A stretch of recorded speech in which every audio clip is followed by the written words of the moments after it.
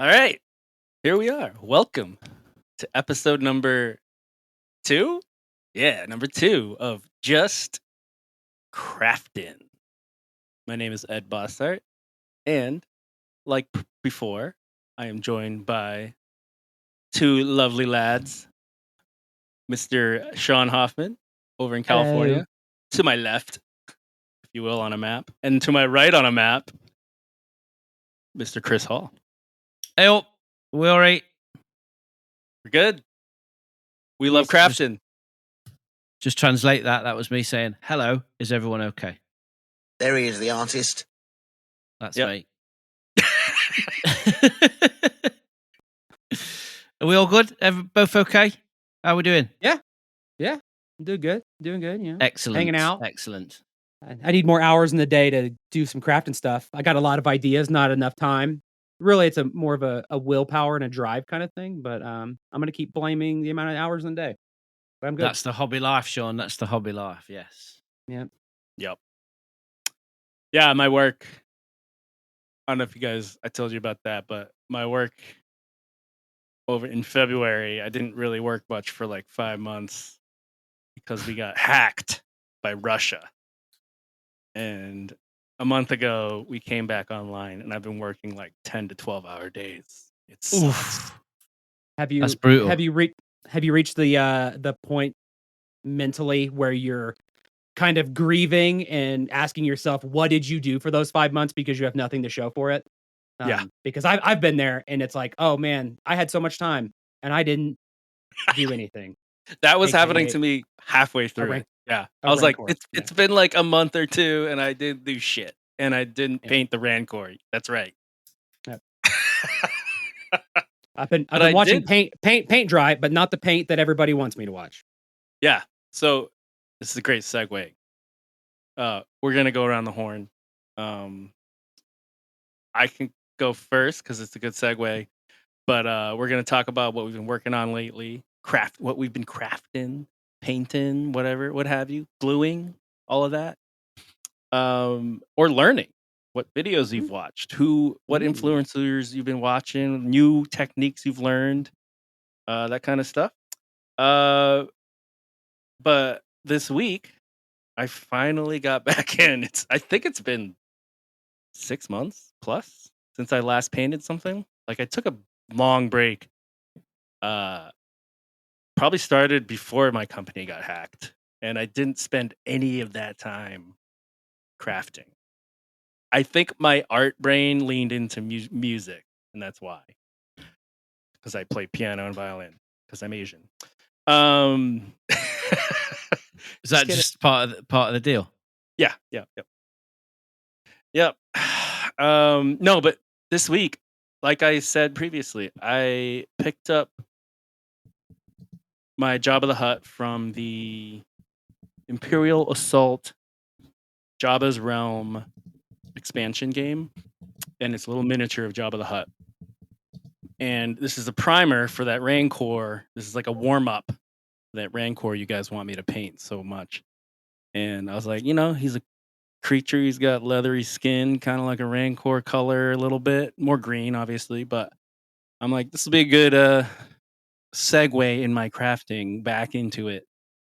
And it turned out pretty good. I sent you guys pictures. I leaned into contrast paint for this one. For the listeners that don't know, contrast paint's the kind of like cheating paint where it it loves crevices. It like leaves a little color on the surface, but then like pushes more of the color to the crevices. And with a natural looking model that has a lot of cracks and crevices, like Jabba the Hutt, wrinkles, he's fat. A lot of folds. Yeah, a lot of folds. They worked really well. And the thing with contrast point paint, if you're going to do it the way I did it, is you got to almost work in reverse from normal painting. So normal painting, you kind of start dark, start with the dark, and then do the lights on top. Or no, I guess not really. Is it more like a wash? Yeah, it is more like a wash. But I kind of so what I did, I'll just say what I did. It just made sense in my head. It's hard to explain. But I started with like a bone brown color first. Oh yeah. This is after I zenithal highlighted. We talked about zenithal highlighting last time, but it's like the priming of a model where you have black first and then white from above sprayed on. So the black stays in the shaded areas. The darker makes it darker. Anyway, so I started out with like a light brown / bone like color. And then I took a super light green, so I'm saying light to start. Took a super light, like a yellowy green where his green parts are. And if you look at Jabba, his arms are green and his back is green and the top of his tail. It's tail, yeah. And then but his face and stomach and going underneath are like the lighter tan brown colors. So I saw that and I was like, okay, I'll start with that tan color and then go to the green. So then I took that lighter green, went from the edges from where the green starts, and then I took the darker green and I kind of just like kind of wet blend, but with contrast paint. Does that make sense? So I kind of worked swiftly because contrast paint can dry semi quick and you got to be ready for it. So like so I did the green and then I did the darker green and it kind of blended together and made a nice transition from the brown to the darker green.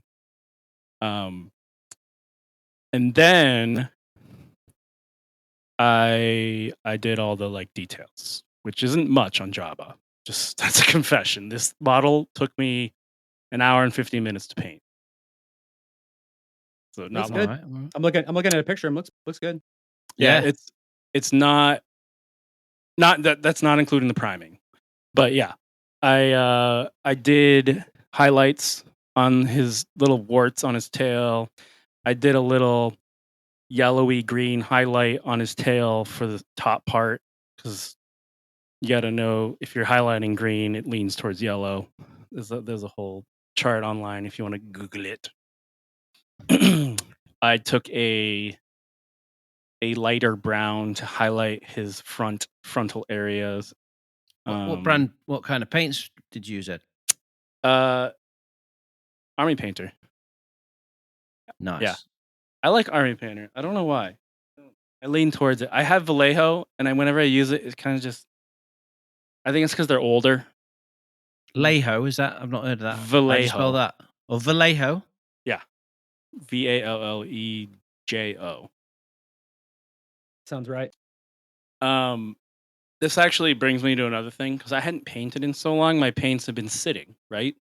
This is a whole nother topic, and I want to ask you guys how you deal with this. But I kind of got that's Vallejo. I tried to get a little innovative and I went upstairs into my wife's drawer. Come again? No, I didn't do that. I got her like a muscle massager. Oh, Come yeah. again? I'm Like sure you he use did. it for like injuries and fitness. She's a runner. Yeah. So it's like a deep tissue massage, like a vibrating, like a pneumatic gun. Yeah. Okay. And I just put the paint bottle on it while it was going to shake it. I first put a ball bearing in it. Yeah. Then I did that. And it seemed to work pretty well. Because if you don't, I think every artist, you go a while without painting. You know, Shawn, right? Yes. Stuff sits on a shelf, it settles. And like any other thing, stuff gets separated. So you got to mix it back up to get it back to normal. I'm looking for my product that I have.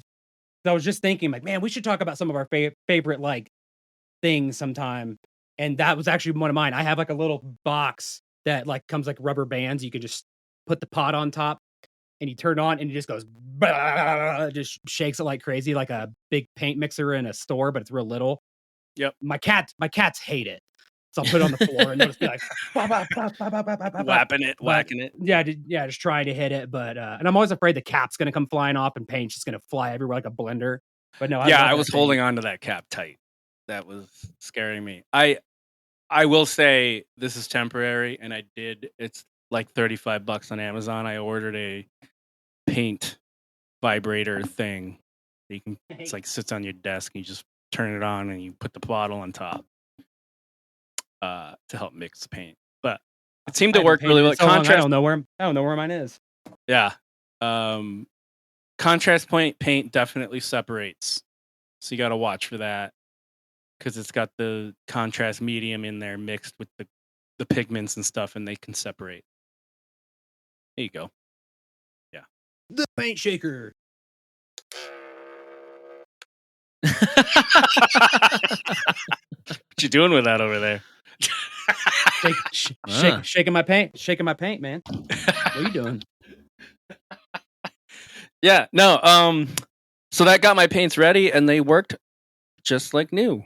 Did some more shading with some darker brown on the bottom, went from a darker green on the back at the lower end, highlighted up to the top. In the eyes, this is cool. I painted over the eyes white, and then I took Yandin yellow contrast paint, which it's a cool yellow because it gets a little orangey in the crevices, but leaves like a more yellowy yellow on the surfaces. So it's like I think it's the best contrast yellow. It's great for he looks good. He looks grimy, but he doesn't look like he has jaundice. He looks good. Yeah. But I free, what do you call it? Free paint, free draw, freehand.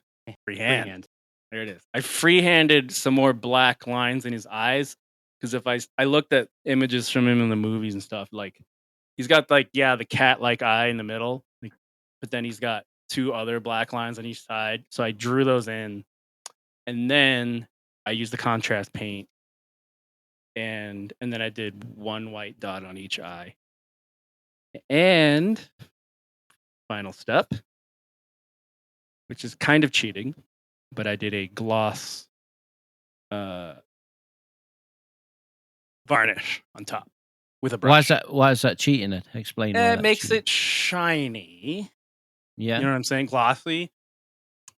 Which you can technically force people to see using just paints. You know what I mean? It's like using metallic paint when you could just use normal paint to make it look like metal. right. And you are not talking. I am not a purist when it comes to how can I do this in as few steps as possible. I will. By any means necessary, my friend. I will use more product than it needs. I'm just saying, you'll get to, if you get deep into this crafting, you'll get to a point where you're like, I want to try making this sword without using metallic paint. And you got to, the thing is, you got to lean towards white a lot because you got to have that sheen. You know what I'm saying? Mm-hmm. So you got the gray. It's a lot of blending, wet blending, all that shit. Or you can do it pretty well with an airbrush too. But there's also a difference between taking on a challenge, like I'm going to paint a tree that looks realistic and it's not going to be brown because that's not the right color.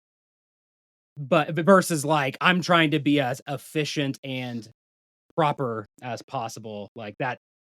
You're just gonna, at least for myself, like whatever the proper technique is, I just do. Like I worry enough as it is. Like I have made a couple notes about like your paint mixing stuff. I have questions about. Like, man, I worry enough about like the little things of like, is this color right? I can't worry about. I'm cheating with gloss varnish. Like, no, yeah, and I'm you know what? Hitting it. I painted in a little spittle coming down his mouth with some white. You might see it on the picture. You might. Yeah, I'm zoomed in right now. But then I went over it with the gloss, so it's still kind of cheating. You know what I'm saying? Like I kind of like double covered it. Like I didn't need to do that because it was white already. But I'd say my definition of cheating is going to the store and buying a like a product that's called spit. That's its only purpose. It's like, yep, this is for doing spit effects. I'm still supporting it. Go for it. It's your money. Do whatever you want. But that to me is where it's like, I don't know how to do it. I'm just going to go buy the product. I don't know how to do rust. So I'm just going to go buy rust. I think speaking of that, we did talk about this, right? Yoo-hoo? Like the chocolate milk? It's like a glue. It's like a viscous glue that's stringy. So if you Yoo-hoo glue, I think they usually use it on like bottoms of shoes to reinforce soles and stuff. But I could So it's be like wrong. real glue, not a modeling product. It's Right. like this is for Right. a strong adhesive that's not rigid like super glue. It'll snap, so it goes on like shoes, so it's like strong, like an E6000 kind of thing. Yeah, and crafters found you could take like a toothpick or whatever and like touch one to like a tooth, bring it down to the bottom of the mouth, and it looks just like saliva, like stringy saliva, which I will use on the Rancor. Nice. I'm gonna write that Don't worry. down. One day, Yoo-hoo. eventually. Just a word of advice: don't get the Yoo-hoo that's green. They're a yellow tube. Don't get the one with the green writing. Get the one with the black writing. What's the green writing? I want to know now. Why? Doesn't work. So this is the green Oh. writing. It's the greens like on the can't see it, but it's not. It's just doesn't. It's not the same. I haven't used it, but I obviously Doesn't ordered have the those wrong spit thing. effects. I love it. That's my favorite part of the craft is buying something that you think you're going to use, realizing it's the wrong thing, and then it sits in a drawer forever. If you haven't done it, then you haven't been in it long enough. I've got lots of stuff that I'll see at the store, especially illustration materials like pens and different things that I'll be like, oh yeah, I'll buy that, I'll use that. And by the time I actually get to use it or remember I bought it and try it, like the ink's dried out and it's just useless. Or it's like that. We talked about the desk of shame, didn't we? Like last time, Yep. that things just sit there. I've got a cupboard full of materials and like canvases and wooden boards that I've bought to like paint or draw on. And I go in there and I'm just like, I'll get to that. Yeah, one day I'll use that. I'll use that. Oh yeah, that. Oh shit. Do you guys have it at all? Like, because this is me a lot of times where like I'll buy a product and I'll have it and I know it's there and I'll be doing a project and then I'll like, oh, I could use that, but no, I want to save that for for something that's like specific worth it, thing, or like it's really it needs to be special. It's like when is this like magical super special project gonna come? Like I'm barely getting the projects that I have now. It's like just use the stupid tools. Like I have so many sanding sticks and sandpaper and like fresh blades, but I'm always like, what if I don't want to change my blade? Like I gotta save those for like when I really need them. Like, what am I doing? It's very self-aware, but those you sent me some sanding sticks in that care package, didn't you? They've been fucking rad. They have, Shawn. They've been really good. Is it these? Yes. My 700 bags of these I got one time, and it's like, man, I don't use these as quickly as I thought I would. So yeah, they're like emery boards, but they're like sliced off. Like it looks like they were making nail files, and then they're just like the blanks off of like the ends, and they just stuff them in a bag and go, here you go, craft people, go for it. Yeah, they're just so good for painter like one. They're like getting into little gaps and stuff. Oh, you have the metal. You have the metal. Like files, they are, aren't they? Little files. Help smooth out mold lines and stuff like that. Are your things mostly resin, Ed? Like your war paint, your war dudes, your war men? No, well, I'm not sure what you'd call it because resin in the Warhammer world is not what the general Warhammer models are made of. There are Warhammer models that are quote resin, and they're annoying to glue. Okay. Because the normal plastic glue doesn't work on them. So I guess what I'm saying is it's normally plastic. When you say plastic glue, you're talking about the glue that melts the plastic. Yeah. So that's like generally what I work styrene. with. Yeah, that's what I generally work with. I have worked with resin. It was fucking. It's heavier. And that makes it all the more harder to glue. But you got to use like super glue and a mask if you're sanding it. A mask and I use some spray that speeds up super glue. You know what I'm talking about? The accelerator. Yeah, the accelerator that worked. That helped big time. It's like it makes it dry instantly. Oh no, it's horrible for you. It's like what's also good. Here, speaking, not to go down this crazy tangent, but speaking of super glue, If you want a little bit of texture and you also want to make your super glue dry really fast, baking soda will do that. Oh, mate, that's one of the first things I learned from Yeah. YouTube crafters. I use that all the time. It's so good. Especially if I'm like, and with the robots and stuff I make, it just adds extra like rust effect or like it looks like welding. It's fucking great. Yeah, baking soda. Even be good Gives a to attach to a base, probably, right? 'Cause Yeah, it's yeah. like dirt, terrain, whatever. Yeah. Yeah. Speaking of which, saw a product that I might want to buy, and it's water effect. It's like water. Like I don't know if you a know what I'm talking- resin kind of thing. Yeah. Yeah, and you can buy like it in a tube, and you just apply it, and you wait a day, and it dries, and it looks like fucking water. So Oh, cool. What would you use that on? What kind of? on a base, On you know, a like I was base, thinking about yeah. doing it on the Rancor when I get to it, because I was watching guy on YouTube, Sarastro. He does Imperial Assault models, all in Legion, Star Wars, lots of Star Wars stuff. Yeah. And he did that. He did like a swamp on his base for the Rancor and added little metal bits and skulls onto the base and shit. And I was like, God damn, I want to do that. So I'll tell you what I'm hearing. I'm hearing Ed found a technique and a product that he likes, and now is just looking for a solution to apply that to. He has no use for it yet. And this is how you end up with a shelf full of shit that you don't know what to do with. Yeah. Because I have those products. No, I no, have no, the no, ones where it's like the water, and then it's also like you can get the foam where it's like, oh, you can make it look like waves, and it's like the foamy crap on water. It's like, I'm gonna use that one. I'm gonna use that one day. It's like, oh, I have these lofty dreams, but it's like, oh yeah. I think the more probably use common that. thing is you use it, but you bought like a giant thing of it. Yeah. And Yeah. and you use like a tiny thimble of it, and then the rest just sits on your shelf for like years. Oh Absolutely. man. You're talking about my experience with dioramas where it's like, yes, you need to buy a whole bag of like fake grass, and then you use it, and it's like, wow, I used like a thimble size, and now I still have a gallon size Ziploc bag full of fake grass that will just get everywhere. It's worse than like animal hair. It's like this giant tube of black oil paint. Dude, that is like, I think you're doing a disservice by calling that huge. That is the biggest tube of paint I've ever seen in my life. That's like bigger than toothpaste. That is massive. Dude, it's like one of the large. It's just for the listeners. It's like as large as the biggest tube of toothpaste you've seen. And I don't know what I was thinking buying it. Like I guess the cost effectiveness, and I bought it. But I was using it on A mural? Like what? Like what do you paint with that? I was using it for one little miniature mech from BattleTech. You know, like a robot, and I wanted it to be white. And painting a white robot's really hard.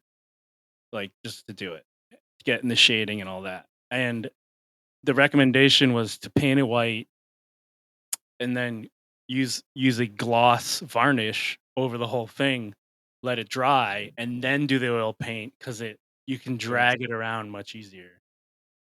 And if you mess it up, you can take it off, which I That's do true. a lot. Yes. That's a lot of paint. And so I used like a little thimble of it for that. Brilliant. And now it's still sat Love there. it. So this is how much I have left. The entire fucking tube. But you could put that in a tube, thin it down, and you could like do a dramatic wash on your car and just cover your whole car with like a 4-inch brush. And still have some left over. Like that's an obscene amount of oil paint. Yeah, that's one of the things. The other example is this look at me just like grabbing shit here. I ordered a roll of water texture plastic. It's like it's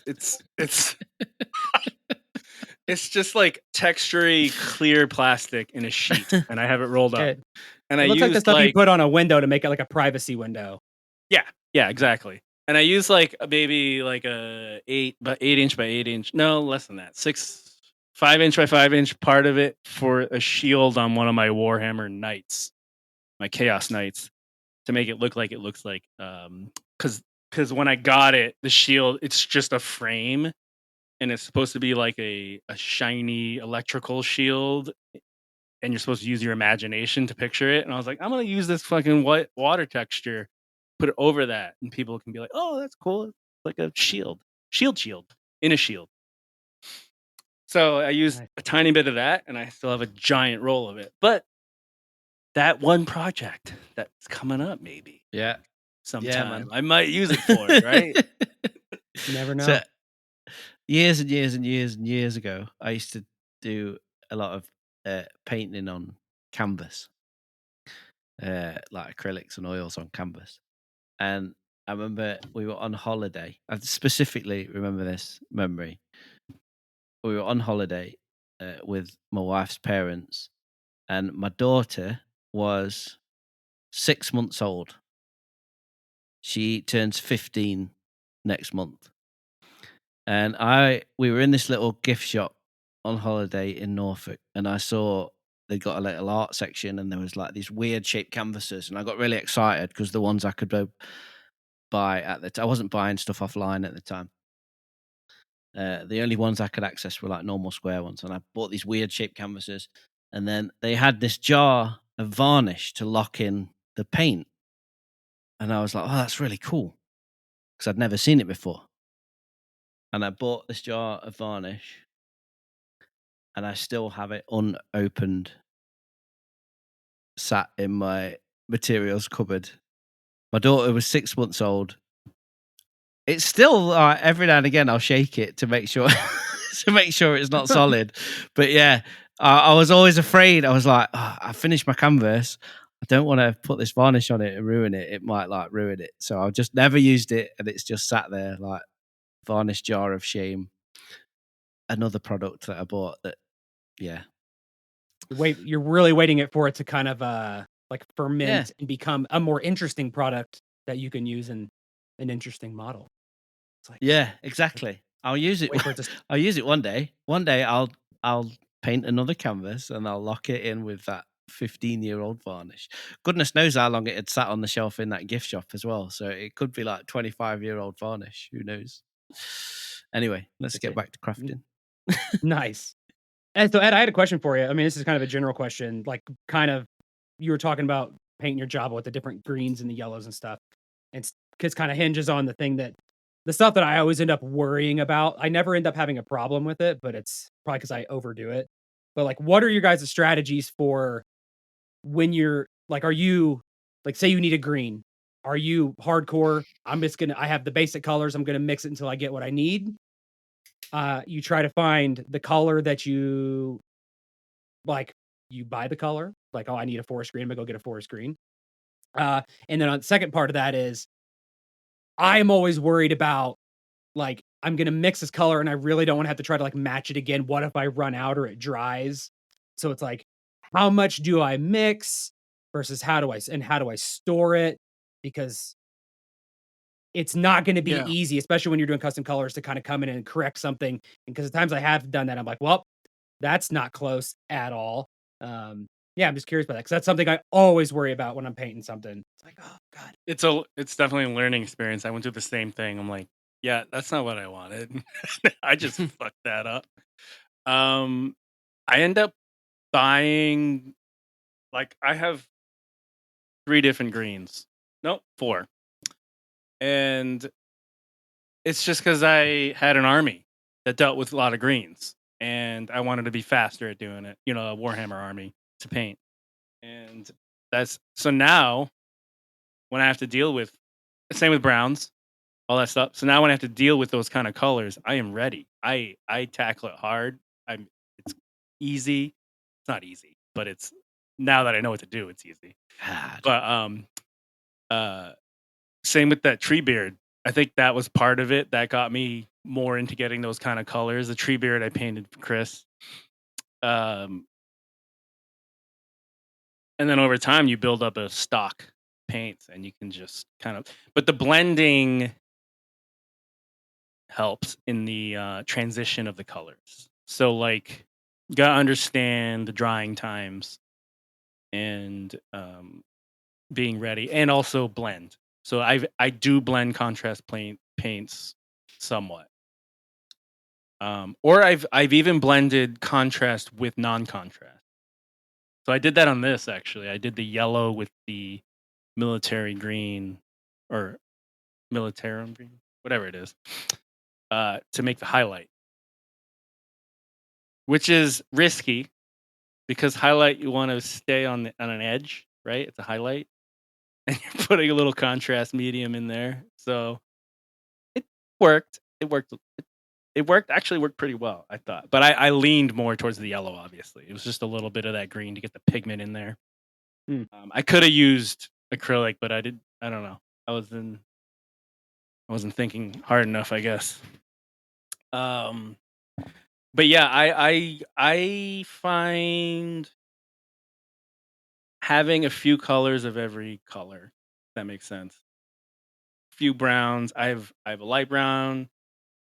Is like 3 to 4 of every color. You're not rocking the Crayola 8-pack and mixing all of your colors by the No, primaries. no, because I don't know. I find it time consuming. As you know, I come from an army painting side. It's time consuming to make the right color, and then you run out because you only like mixed a tiny bit of everything, and then you're like, okay, I gotta make it again. And you like put it like how many brush fulls of this did I put in? And you're like, shit, I don't remember or whatever. And also, if you do just a little bit, it can dry. You know what I'm saying? So you got to Yeah. use a wet palette. Wet palettes really help if you're blending a lot. I have used that in the past. But lately I've been leaning contrast paint for bulk painting and then straight acrylic for highlights. And that's when you can blend because you don't need much paint. You can blend and like you don't have to gradually do colors from one end to the other kind of thing, from one color to the next color because it's just the straight edge highlight. What about you, Chris? What do you are you a mix it once and store it, or are you that doesn't bother you? You'll just mix more later if you have a particular color or On this current crafting journey, I have not had the testicular fortitude to mix any colours myself yet. I'm just using basic stock colours at the minute. cool.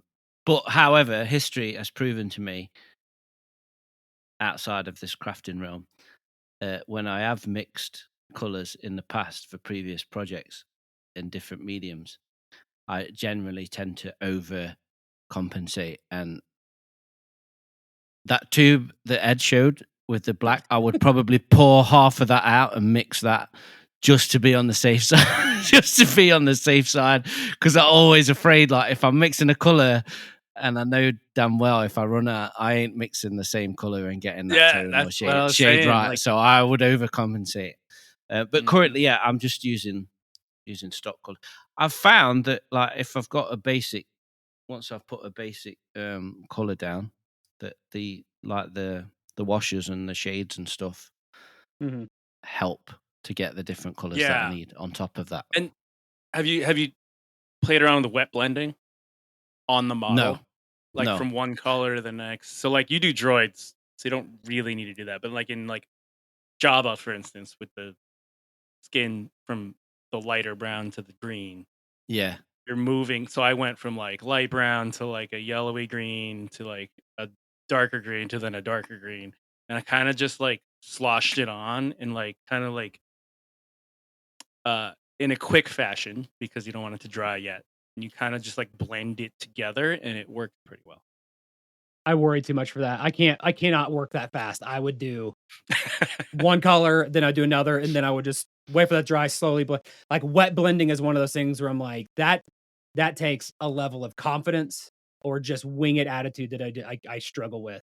Where it's like, Yeah. I'll figure out how to do it after the fact, which is just slapping it on there and being like, and going blending it in between is I It need takes the practice. ability to I think you just got to do it, and I think you use a little more water than you think. And like in my case, I use contrast paint, so I had contrast medium and stuff. But with regular paints, you just use a little more water than you think, and you stick to it, and you just kind of maneuver it, move a little bit fast, and you'll be surprised. It does work pretty well.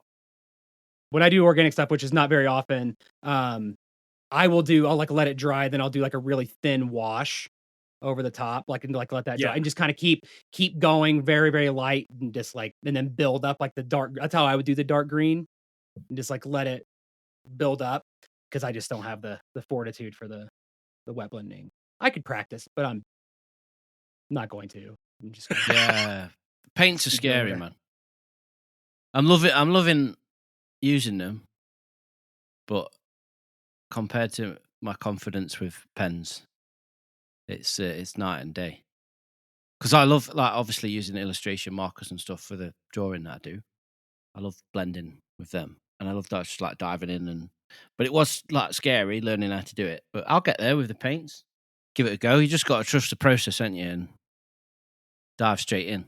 So I've just recently used some speed paints for the first time, Oh yeah. and that Nice. was that's been a bit of a revelation. Cheat paints, as Ed calls them. I cheated. It's always So I good. took your advice from the last episode, and that little dude I was working on, I restarted right from the start. So I sprayed in black, did my zenithal highlight. Is that what you call it? Yeah. Yep. Yeah. Zenithal. So Yep. yep. I think it's also So called like sprayed in black. point source highlighting or something like that, or something Yeah. like that, where it's Force easier than perspective. Something. yeah. Sprayed in black I all don't know. over. Sprayed in white from above. So there was still some black areas and shaded bits showing. And then just went at him with a green speed paint. And I was quite stunned, actually. I thought like I'd created fire. I was like, shit, look at this. This looks rad already. Like before I'd put any washes on it or like done any highlighting or anything or any other colours, I was like, yeah. Because it just fell into all the crevices and the cracks, and I'd instantly got shading like lighter and darker areas, and it looks pretty cool without even doing any weathering on it. So I can't wait to get to town weathering it and like Do you highlighting take some a of lot the of metal pictures when you panels do and it? stuff. Like when you model, do you take a Uh, lot of pictures like in between? Not as many as I should do, or as many that get requested afterwards. Like, I mean, like when I show someone something, they're like, "Oh, sick! Have you got anything? Like, what did it look like before?" Yeah, I got in the zone and didn't take any photos. I was just working away. But Like because I've started doing that a lot more because I get that same thing too. Like I zenithal my Raphael turtle, and I'm like, oh, I love this. It looks so great. And then it's like you keep adding more, and then you look back at the pictures and go, oh, it did look cool, but like it looks way better now. And like you could just see the progress and like yeah, what because yeah, there's so many times I'm like I'm an inch off of something and I'm like just meticulously doing it. Then I'm like, am I actually doing anything? Is it actually changing over time? But then looking at the photos and go, oh no, like that, it was all worth it. I wasn't just like micro managing this. Like it did contribute to a larger thing. Like I'm glad I didn't stop and yeah. I just kept futzing with it.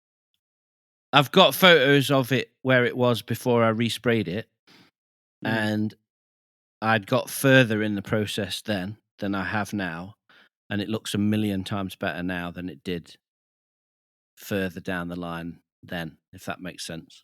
That's good. So I'm excited to see the next phase of it when I actually Yeah, um, even if you're find just time. using straight acrylics over your zenithal highlight, I mean, you're just covering it all up. Yes, Yeah, but yeah, it does provide a base if you're using lighter colors. Um, but for people that don't know, where Chris, I put you in the group that people that do know, people that don't know how light works on objects and how to color them and paint them and where shading is. Zenithal highlighting is a great way for someone to see where shading should be. And then you can paint throughout that. Figure it out. yeah. The key is the key to that is thinning your paints, your layer paints after you zenithal. which is surprisingly common that some people don't do. Like I've watched videos of people who are giving feedback where they're like, I zenithal didn't. I took my war painter paint, squirted onto a piece of paper plate, and then I started painting it on, and now it's all one color. It's like, did you thin it? Did you thin it enough? Like thin it down. You can always put more on. It's hard to take it back off. Like, And what would one use to thin it? Just add water or? Or it a depends. medium. Asterisk. Yeah. like a war painter. Like a lot of people will just say water's fine. Like if you know what you're doing, like if Chris Hall is asking me, what would I thin it with? I'm like, you could probably thin it with anything and you will be fine because you understand how paint flows and works and you'll be good. There are other acrylic thinners that got like retarders or stuff in it that will like give you longer running, like wet times and things like that. There's ones that'll help kind of pull the meat, like the pigment together and help flow it around. Like there's just different ones, or help keep you from drying on your brush too quickly. Like it's kind of different chemicals and stuff, but most of the time water will be fine. Yeah. Or an acrylic. From Citadel, thinner. they have something called Lamian Medium that can turn an acrylic paint somewhat into a wash the more you add it to it, which is Right. which is the same as, I guess, So watering it down. your Citadel acrylics, Ed, like your base colors, do you water those down at all when you need When I to? paint with them, yeah, I always Yeah. I try to use. It's changed a little lately because I started using these. What are these called? Pop sockets. Fidget toy things. Yeah, the pop sockets. Pop sockets for paint. I used to use a wet palette, so that would automatically do it. So this I gotta So I just use my brush and I just put little bits of water in it. Don't ever use the paint right out of it unless you want a texture. There's always an exception. Unless you want like a texture or something off of it. I don't know. But unless you know what you're doing. Yeah. It's always good to do thin coats. So you want a little bit of water with it, with the base acrylic. And that takes experience. Like you'll do it and be like, oh, it's not even like it's not doing anything, and because you put too much water or whatever, you know what I mean? You'll figure it out, and you'll realize also over time how to do it so that your brush doesn't have too much paint on it. So you dip the brush in it, and then you gotta clear off the brush enough so you can do super detailed shit. Well, it's never static. Like no matter what kind of thinner you're using, water or like an acrylic thinner, like using like the little pop socket things or a wet palette, like it's not like you mix it and thin it once and it stays that way. Like the second you mix it, that's drying. The water's evaporating, the acrylic thinner's doing this. So it's this constant like I tend to over thin because then I can always add a little bit more paint on the side and pull it in, mix. Okay, now I got too much thin. Like I don't want to keep adding more thinner because that's just a pain to because I use like an Tamiya acrylic thinner that I love. And so I don't want to keep getting the eyedropper boop boop boop. So like I'll really get it thin and then just kind of keep pulling it in. And then it will like I'll paint with it and it'll dry a little bit and then be like, oh, like keep spinning around. Oh yeah. Speaking of buying a lot of things just to get some pipettes, I bought a thing off Amazon. Yeah. And must have got like 300 pipettes. So here's a giant bag of pipettes. And you'll use them. Yeah, you'll use every. And then wait till you get into airbrushing, and then you'll buy.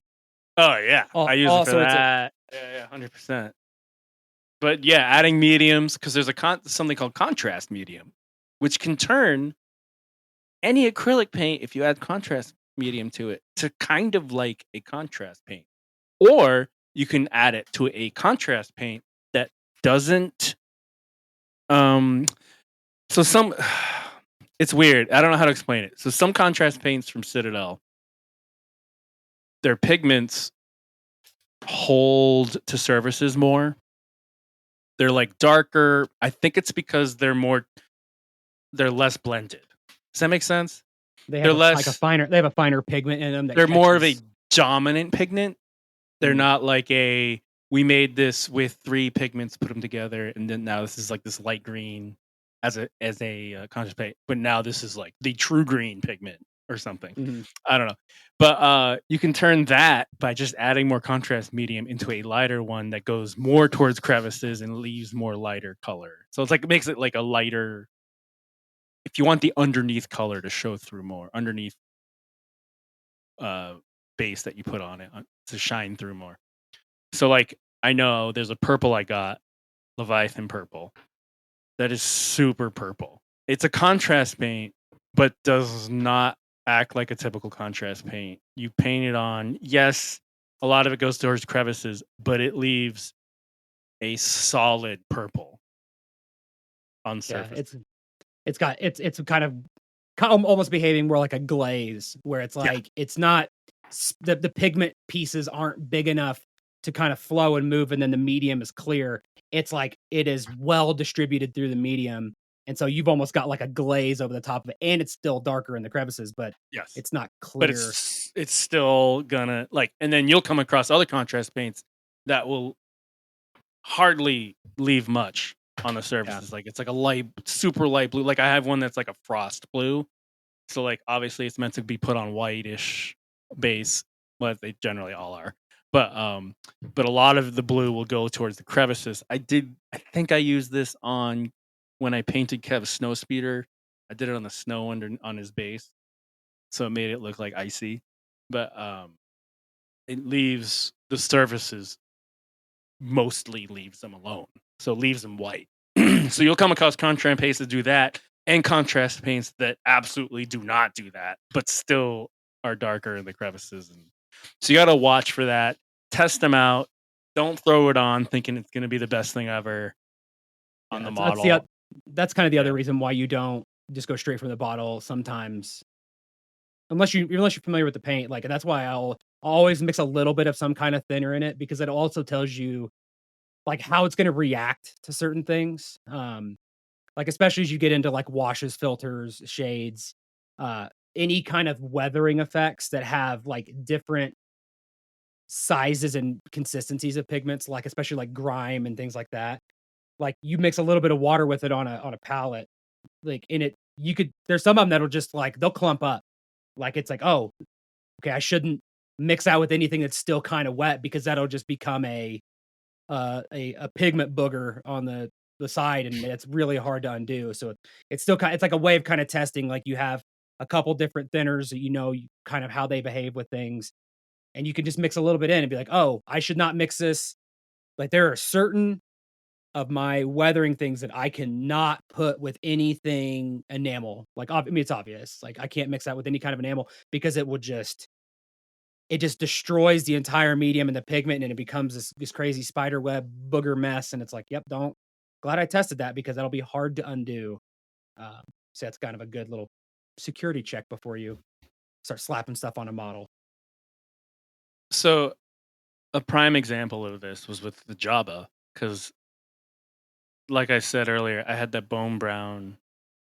So on the top of his tail, it's green, but I wanted it to be lighter because it's the top of his tail, right? That's where light's more prominent. It's not going to be dark there. So I was like, I know this Militarum green is pretty dark, and I'm going to use it, and I want more of it on the backside towards the ground than I do on the top. So I took it and I added some contrast medium to it to make it more contrasty slash cheating. Does that make sense? Um, and then I use that on the top of the tail, and it let that bone brown come through more. Slash light green. I forgot to mention that I had put the light green over it beforehand, so it's like a light green brown coming through that darker green.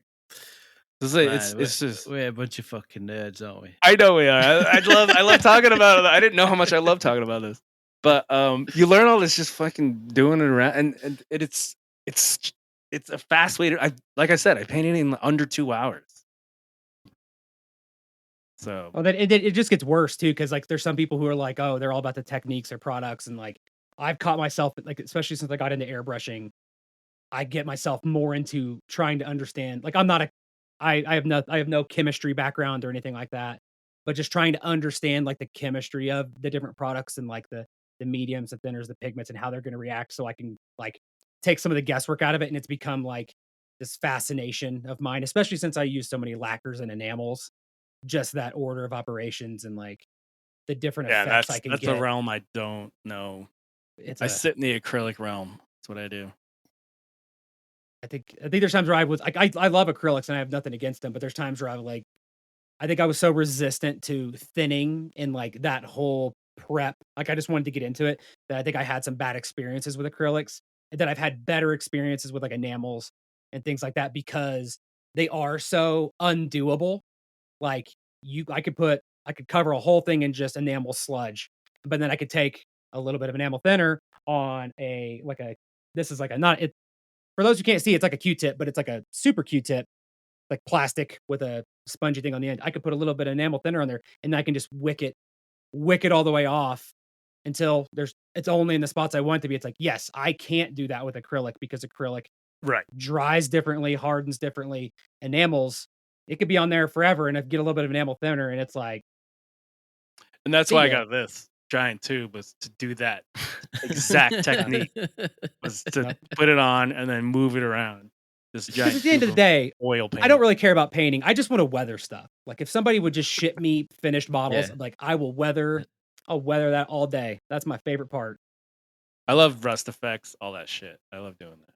Yeah. Streaking grime, this rust effects, the grime, the like water, like dried water, like when like on the side of boats where you see like the white kind of streaking down.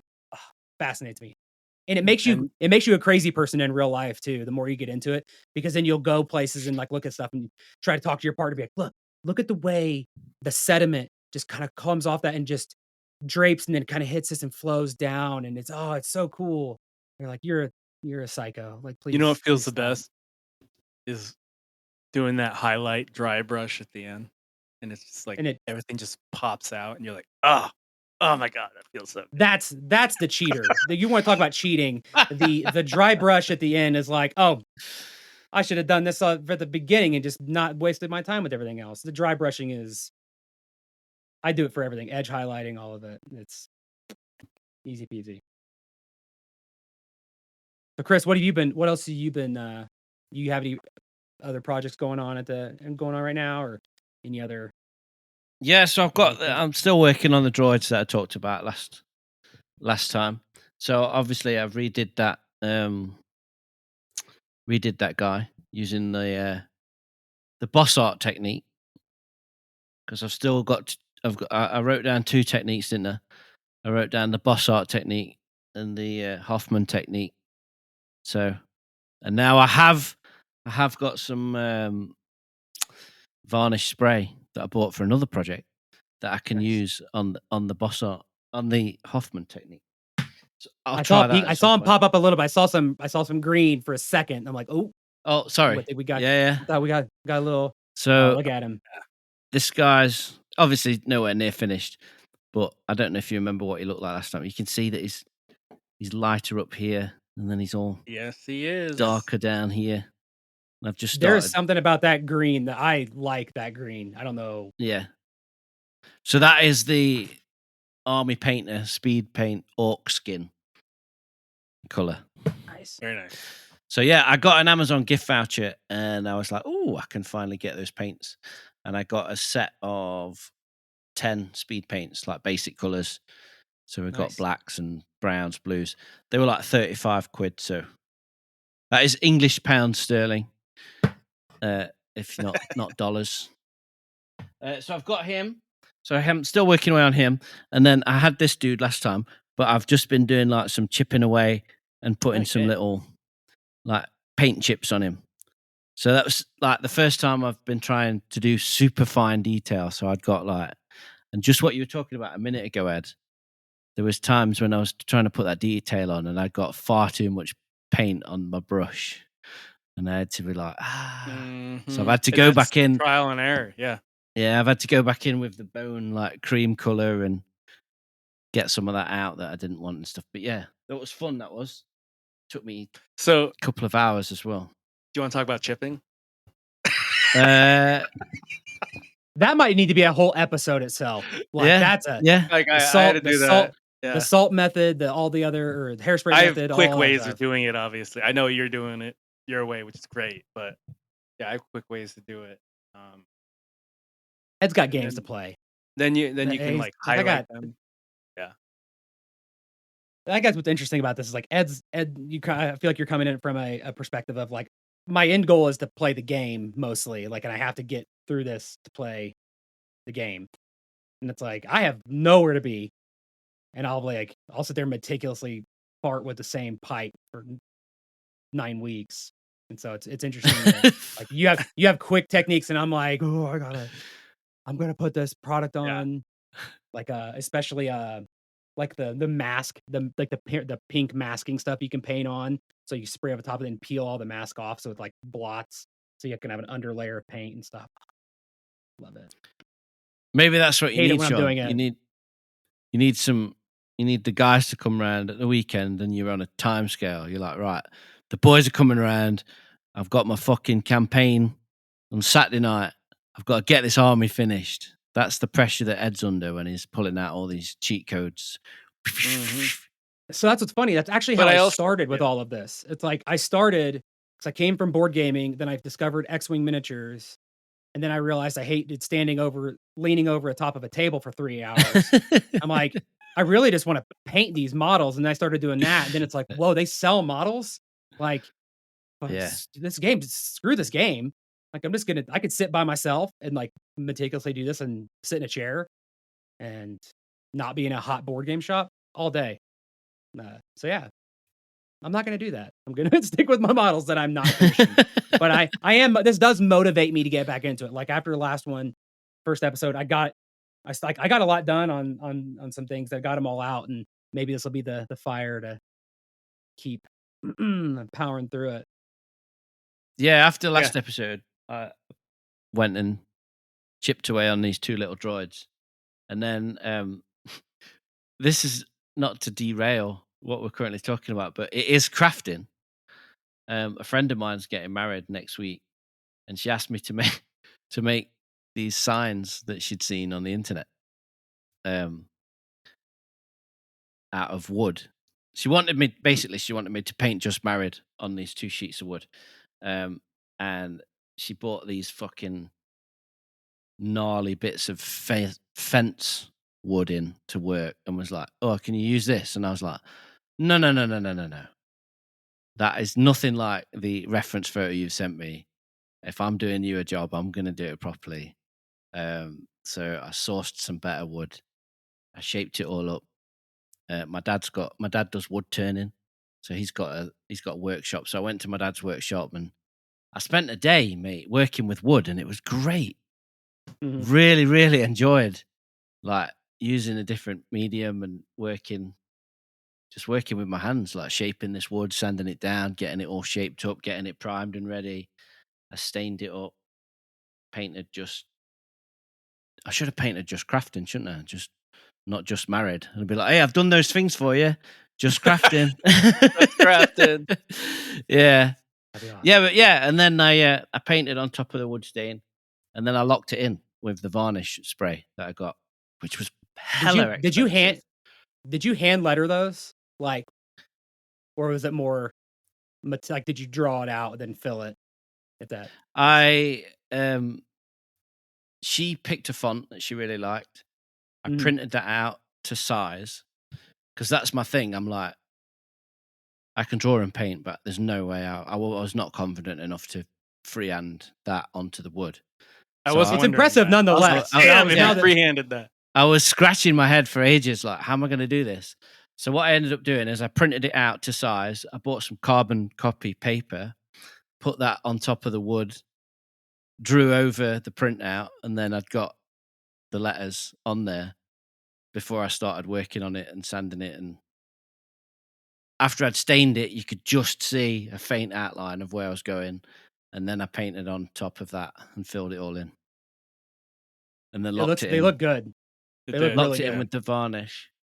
And then we drilled holes either side at the top, and I bought some like garden twine and made them like so they're hanging signs. So, but yeah, that was rad. Back to modeling. So that was like a kind of a crafting job that I've done that's sidetracked me off of painting my little droids and shit. But yeah, what's going on? Everyone's laughing. No, I know that I think Ed got distracted for a second, and so just watching him being all animated, like he's like, ah. What's funny though is I haven't done a lot of modeling. I've been doing little bits and pieces of stuff here and there, like actually building this B-wing.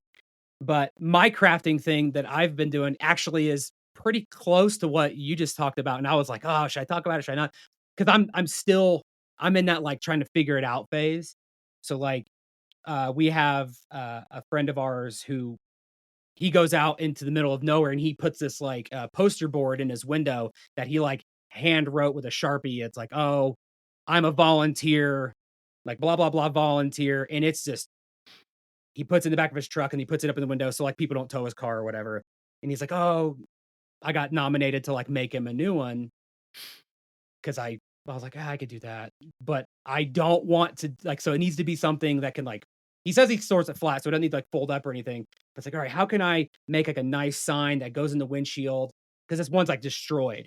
But I'm like, but I really don't want to hand letter it or like Yeah. do a project or anything like that. I'm like, how can I put something in my laser cutter and then do a digital print onto that, and then I can do whatever on top of that. Like, what's the best way to do that? Should I do a colored poster board and just cut all the way through it, and then do like another contrasting color behind it, solid, so it's like sees through it, and it's like 2 poster boards thick? Should I? Because I don't want to cut through like I don't want to do like wood because he needs like sticking a piece of wood up in his windshield because it needs to be like 2 foot by 3 foot or whatever poster board is, like whatever that big sizes. Like, so I've been trying to figure out because I know I do not want to like get a poster board and do like a middle school kid project of like, Yeah. I'm gonna draw the letters out like on this thing that I don't like. I did because it's not like it's a wedding where it's like it needs to be nice. Like, no, this is just a sign that goes in somebody's windshield. Like, I'm not gonna spend a bunch of time on it. But, like, what could I do? So that's what I've been in that realm, and I've also been like you were saying. I'm not going to talk about my deck on here, but like I've been doing a lot of the woodworking. Oh, I knew you. Like, I thought that's where you were going. No, I was like, oh, Talk about his deck. Just decking. I'm out there oiling it. But no, it does feel good. It does feel good to kind of get out there and mix up. And I think that's motivated me to want to come back in and do more of the modeling. It's like, because now I'm sick of being out there. Like, no, if I'm coughing up sawdust one more time, like, all right, back in here. Now it's time to get me with the chemicals and not the sawdust. So just fighting them battles. But yeah, that's where I'm at with my crafting. I would be into the Halloween stuff more. Like, and we could talk about this in a future when we get closer to Halloween. But like, we're not going to be in town this year, so it's like, I don't have to worry about tombstones and skeletons and things like that. But yeah, so I'm just trying to nail down what I should do, quick and easy, but still quality because you care, but not wasting a bunch of time with it. That's my game right there. Yeah. I know for a fact I'll be really motivated when I leave this call. And then obviously it's late my time, so I'll go to bed and then I'll wake up tomorrow morning and there'll be a fucking list of jobs as long as my arm that I've got chores that I've got to do around the house. And then the next thing I know, it's like 3 weeks time and the models are still just sat there. And I've got illustration like jobs and projects backed up like you wouldn't believe. So yeah. I think we're going out to a wine bar or a whiskey bar after this because I got a friend in town. And so when I get off there, I'm going to be motivated and be like, I'll do it tomorrow. Then tomorrow I'm going to wake up with a little man with a jackhammer inside my head going, you're not doing anything today. So I feel that. And it's like, maybe I'll edit the episode and be like reinvigorating and be like, yeah, let's build this model. I mean, you could see it here. You could see my sprues all hanging up here, just taunting me. Oh, yeah. Just do it. Build it. Build me. Slay that gray. Yeah, build it. Slay the gray. And this one, I don't know if I don't know if not to talk about sprues, but like, do the clear ones ever stress you out? Because it's like I can't don't sand work it. with clear, really. What are we gonna do with you? Because you Not can't sand it. fun. Because like because if you mess up like panel lines or anything on anything that's gray or like normal sprues, you can paint it, do whatever. But clear is meant to be clear, so it's like Right. Mm. you have to like keep it pristine, like windows or whatever all this other stuff that engine covers. Because otherwise, a little scratch or whatever, it's like, well, that piece is hosed The forever. closest So the closest I got to it was like bases, stands for flying models mm. were clear, but they always gave you the option to not use those, and I never did. I did forget about something, and I'll chat about it for a second. Our buddy, sitting in the corner, Andy Bell, sent us that video from Gamey Builds about the guy who built the RC truck, and I picked up a technique from that I was pleasantly surprised by, and I'm going to like, I think, Chris, with you doing the scratch builds, and then with this new technique, it's like, ooh, I'm kinda getting the scratch building bug where so I have that laser cutter, but you can't put styrene, like, sheets in it because Yeah. that's not great. That will be very bad fumes for you, just melting that stuff, so So I can't do that. what do you use it for, Sean? What I materials do cut you wo put in it? I cut wood, I cut, like, chipboard, put, like, acrylic, like acrylic plastic, Oh, nice. so, How big it's is up it? there, but What kind of? it's a glow forge, so it can do, maybe 2.5 feet by it can technically do really, really long stuff, and you just keep shifting it through, but Yeah. I haven't done that because I just make sure my projects that can fit within the bed, so maybe 2 feet by 3 feet-ish, 20 inches by something else, I don't know, but I cut a lot of wood, um, like a lot of veneer stuff, like I could do wood stickers, I did, a lot of light switch covers, like wood themed. I make Christmas ornaments galore. So like every year we cut our own Christmas tree down here in the area. Yeah. You can get it you can do it for like $5. So when the tree at the end of the season, I'll cut all the branches off and I'll take like the bottom trunk and then I'll take a saw and just chop them into little log circles. And then now I've got endless dried logs that I can make Christmas ornaments out of when people come to visit or as Or Christmas gifts. coasters. Cause yeah, or coasters. And you can just Nice. put them in the Glowforge, and you can do cutting, it can do engraving, it can do scoring. Here, let me just grab it. I made What's it this. called? It's called a glow. It's called a Glowforge. I've had it for a couple years, but they have A they what? have a Glowforge, but they have cheaper, like lighter weight versions now. Like that technology has really come a long way. Oh, I made this. I sit right here. This is cork. It's like a Oh, that's cork awesome. coaster, and I Nice. engraved Tatooine on it. I made this. This is my arcade fight stick. This was like my test version. That's why it looks all stupid. But I cut these sheets of acrylic and cut the holes and cut the panels and glued it Nice. all together and like did all that. Good This podcasting con. it's an arcade fight stick. It's like a clear acrylic box. So this bass guitar I have behind me, No one of way. them. Yeah. Can you see the pick guard? It's like engraved Yeah. with like an octopus Yeah. on it. That's all done on the Glowforge. I cut the pick guard out on it and I engraved the octopus on it. That's Um, amazing. this Sweet. black pick You guard should on do that like a one is chimera thing, all like with bronze Star Destroyer and put it on there. I technically could. I just need the designs. That black pick guard on that one is all laser cut too. And then I took a router and routed the edges down on it. That's Yeah, I awesome. can cut all sorts of stuff. I cannot cut styrene because I can cut acrylic, but I cannot cut styrene because styrene is well, one, it'll just melt, and the fumes that it puts off are not good. Oh, I can engrave Is styrene like laptops. foam? Is that what you're talking about? No, Like, styrene is the stuff that like oh, models are that. made out of. Yeah, The yeah. stuff any that plastic that you can melt with that glue and it melts it and sticks together. That's polystyrene. Um, it's the same as styrofoam like that comes in packaging. They're the same thing, but one is like expanded Aerated. polystyrene. Yeah, yeah. Yeah, and this is not aerated.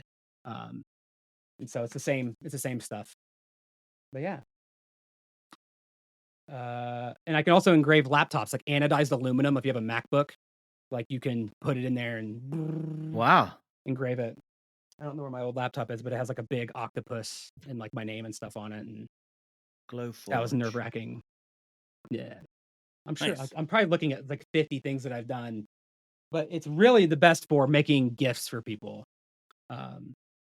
Oh, like Ed, you have that paint rack, like the what you put all your little paint things in. That's all like CNC. I can make those. I can make all the little cut the wood out, cut the sides out, and then just glue it all together to be like a little Yeah, rack. yeah. I bought a little paint rack made like that off eBay and glued it together myself, and so it came like flat packed and stuff. Yep. Yeah. That's Sweet. I can do that. I could do that kind of stuff. Before I sidelined you, asking you what you use that for, why were you telling us about it? The Gamey Builds RC truck thing. There was something that he did. Like, because I've always wanted to use the laser cutter for modeling stuff, but it's like I don't know how to do it. But what he did was he took a chipboard, which is like a poster board. If people don't know what that is, like it's just a real thin. It's not cardboard, but it's not paper. It's whatever that crap is in between. That's like like an action figure cardboard backing, like the bubbles are on. He cut out like panels on those, like cut out pieces. But then it's like, okay, now you have those, but how do you integrate those into a scratch build model? He covered them in Mod Podge, and then you're able to glue it, paint it, do whatever you do because it will fill those fibers. And it's like, oh, that's genius. I can like make it like have a droid, like say like a cup or just whatever. I keep looking at this like prescription bottle, like it's like those orange prescription bottles. I'm like, I could make a droid out of that, and I could just go in the Glowforge, cut some chipboard out, like little panels, glue them on that, Mod Podge them, and then boom, easy peasy. And I can use a laser cutter because I don't want to. Shawn, Oh, you're talking my language here. Do I you know how got Mod many like, Podge. pill bottles and little plastic bits I've got in boxes ready to be droids? Yes, I love this shit. Do ideas. Got ideas. I got Dude, ideas. I've man. watched stuff because like I'm into Star Wars, obviously. So like I've watched stuff about making terrain, like buildings you'd see on Tatooine or wherever, and just taking random shit like toilet paper tubes, not toilet, yeah, toilet paper tubes, paper towel tubes, or any like trash that would normally be trash, and you just kind of like use it to create buildings and then paint over it. And if you had the time, it could come out pretty good. You just need, Yeah. the time. One of these days we'll have to talk about dioramas and stuff. Sorry, go ahead. Yeah, there's a guy on YouTube, and I forget his name. I must have watched this build about 4 times because it's that impressive and it blows my mind that much. But he makes Howl's Moving Castle, a model of Howl's Moving Castle out like just out of cardboard and junk and plastic bottles, and the end result is it's insane. And that's one of the first videos I watched where I was like, I've got to give this a go. But yeah, it's pretty impressive. And he uses a lot of mod podge on that to like rough it up and get it paint ready and tactical. So now I'm motivated. I think that's the thing that like has piqued my interest. Now like my my current like hyper focus, hyper fascination is like, all right, I think I'm gonna do a scratch build. I got lots of little bits and bobs. I got little pipes and things like that, and leftover bits and bobs. And, like, ooh, yeah, let's put get some panels yogurt parts and some crafting foam and stick it all together. Yeah. Yes. Then prime it and set it on my shelf for like 3 years. I'm excited. That's the way. That's it. You guys can't As long as see you got that all vibrating thing to loosen up them paints. Yeah, that thing. Here it is. It's called the Robart Hobby Paint Shaker. It is, and it takes like 4 D size D batteries. It's like damn. Holy shit. Yeah. It doesn't mess around. Yeah. Cool. Speaking of chipping, you think about using the foam because you said spongy foam, Where you the take the sponge brush and rip it, and it's all messed up, and yeah, then you and then dip it's it in the like paint and dry it random, off and and you can dab just it. like dab. That's what I was doing It's for cheating, Ed. highlight. It is Fucking yeah, cheating, it's cheating, Ed. but Get it together, man. on my Chaos Knights, I used it on the edge for edge highlighting because they're bigger models. They're like half a foot, Yeah. and Oh yeah. You showed us that last time. yeah. You've So done I it use on. that for that Yeah. chipping, but then for like bullet holes, I was using the sponge and but not a lot. But I dip it in black. Well, you've Dab. got enough, haven't you, in that tube? So Yeah. Yeah. And then it's fun because then you highlight the black. Like they're like actual holes and it looks yeah. pretty good. But I don't have the artistic yet. I don't have the artistic confidence to create random bullet holes and shit. So like It's like and me where like chipping. people do the technique where you grab the brush bristles with your thumb and you like flick it like a Yeah. toothbrush. And it's like they're like, just do this, it'll create splatter effects. Like there is not a chance that I'm gonna do that. Like I will paint every dot individually by myself before I go like run my fingers through the bristles, like flicking paint everywhere. Like that'll just I know I would just have like a straight line of dirt, Oh, mate, that's whatever. you got to dive in with that shit. I love that. I love doing all stuff like that. Like I'm But really yeah, putting my like OCD on full display here. It's like, no, I'll ruin it. It'll be terrible. I'll throw it in the trash. Start over. I love it. So what's so you're thinking of doing a scratch build?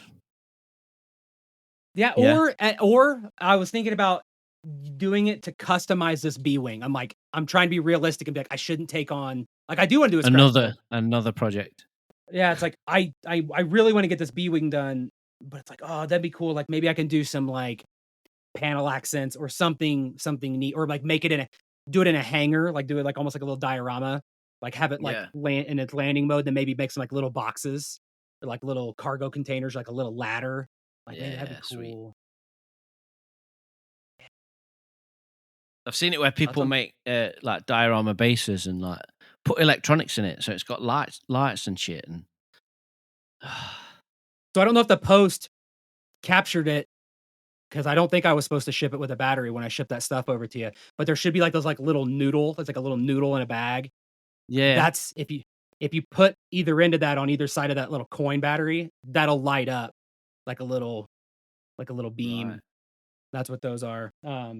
But yeah, I watched those videos where it's like blazers shooting across, and I'm like, I gotta get me some of man. those. I got them off like AliExpress for like $1, and they sent me a billion of them. But yeah, that stuff's cool. Like I've done one diorama, and like I'm excited to do it again, but that's like a whole different like that's another level of like commitment where it's like, oh, you get into some crazy like because most of the leaves and stuff on there are actual leaves from outside.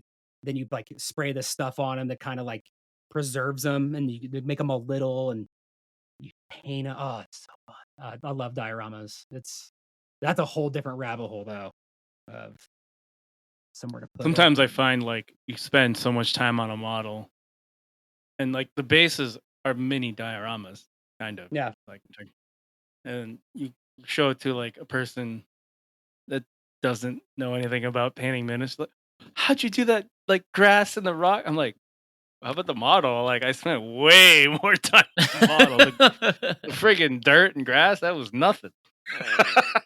Yeah, I used the static machine and went shaky, shaky, shaky on top of some Elmer's white glue, some PVA dabs glue, and of glue. Yep. and that's. Creates little tufts of grass. Yep. But do you see the edge highlighting? I dry brush that. They don't notice that. I don't know what that They means. They notice the rocks and the yeah. Have So you I had want to the get that people? like liquid water stuff. I want to try that out. Have you had the people who are like, I like your model, but you should get some like it'd be cool if it had like blood splattered all over it. It's like, man, really? Like you don't see this paint job? You want me to splatter blood You want me to all over it? Just dip it in blood? Like, man, I'm gonna show somebody So- else. So the jabber's done, Ed, yeah? Yeah. So Yeah, what's next? is it time for Rancor? Or are you I gonna don't know. Maybe I should do you g- this Stormtrooper and the Dewback. Dewback next. Dewback? I knew you were gonna say Dewback, that. Like, yeah, you're the gonna go up. Dewback. You're gonna go up in levels, in size. See, that Stormtrooper on the Dewback is gonna be so much harder though, because you have to. Do they come apart or are they stuck together? They come apart. Damn it! Although I I was trying think to help. I was trying to help, but I glued it now. Now that I may have because I will glued it say the recently hardest thing 'cause I've it ever was had to just paint coming was off. a miniature Stormtrooper. It was a Scout Trooper. That's like all the black and white separated. And it's just like paint the black, paint the white. Nope, the white's in the black now. Paint the black again. Paint the white. And you just keep going back and forth until you finally have like the lines. Yeah, I have a method for Stormtroopers, but it's kind of a speed way of doing it because I got a lot of Stormtroopers to paint, man. You Yeah. act like it's not your fault for buying them. Like you say that with this attitude of like, I got all this stuff I gotta just get through. It's like, dude, you bought them. You got yourself into this. Yeah, I know. But yeah, I got jetpack Stormtroopers. I got Dewback Stormtrooper. Then I got Good Blimey. Morning Guards and stuff to paint. So Paint the weak Rancor. ways. Then the Rancor. Yeah. Before it turns into like a meme that like you can never finish it because then we'd have nothing to talk about. Like, Yeah, just get it done, Ed. Come on. And bring it over here in October. Look at that. You had five- fantastic. you had 5 months of no work and you didn't get that done. It's true. Just cheat and do like a speed paint the dips, get like the can, like the little pint can, and just Oh, dip I've it done in there. that. Yeah. I did that for some That's of my now that's the cheating stuff. Have you seen those, Chris? Where it's like the No. speed shaders. It's meant for like war painter people who are like, I really Yeah. don't want to mess with it. It's a pint, like a pint can. You pop the top off, and you just take your whole primed model and just dunk it in there. Just dunk it, shake it off, stand it up, take the next one, dunk it, and like you dunk all of them, and they all kind of have like a glaze, and it all settles in there. Then you just come in and just paint the couple things that you Oh, need. wow. So So it's there's really a good for. technique I learned after I did that. I did that with my like 72 of the same thing over there. 72. Yeah. There's a thing Yeah. you can do.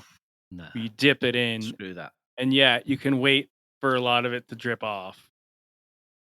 But you can get a small paper bag with paper towel inside it. And you throw it in there and you just shake the shit out of it. You get an then airbrush you're and done. you spray it and blow it all off onto the wall behind you. Just Boom. Yeah. No, but that was a technique I learned after the fact, which I knew before, because I had a lot of drips still dried on there. how many minis do you have, if you had to guess? I can't. Total. Not Go just on, Ed. finished, but like you just said 72, so it's gotta be greater than that. Yeah. Problem is I play Tyranids. It's a lot of Tyranids. I don't know what that means. It's the bug Is it- army. They're the bugs. Is it like more than 100, more than 200, more than 300? 300? Sure. Oh my. Oh. I understand why you bought that Preparation H sized black oil paint now. Yeah, and that was for one thing, so I didn't use it. I don't think I even used it. Now I'm thinking about it. No, I used it on a green one.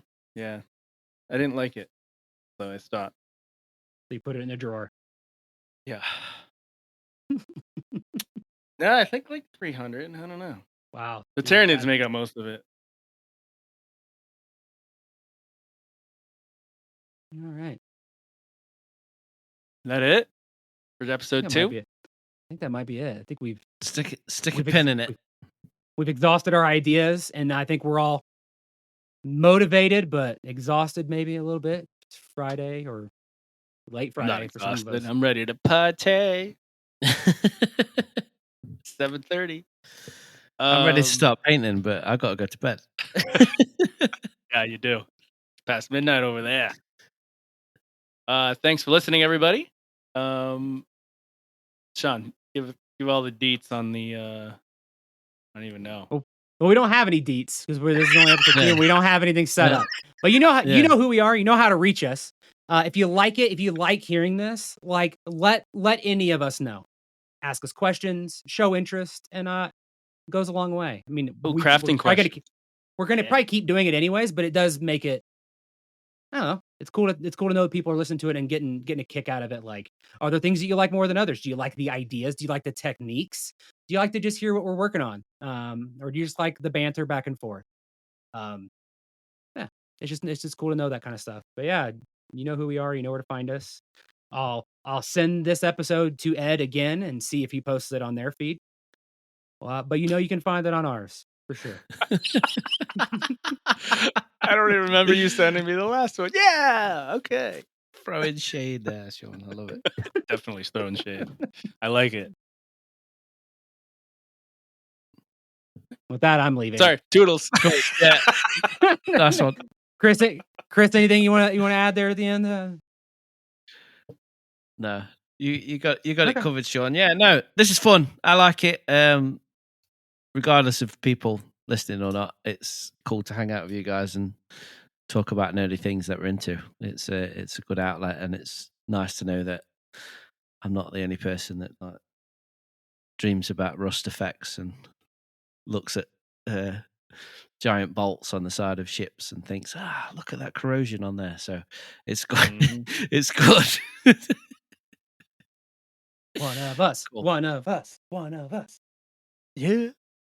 You did make me look forward to visiting you whenever I get out to California again there.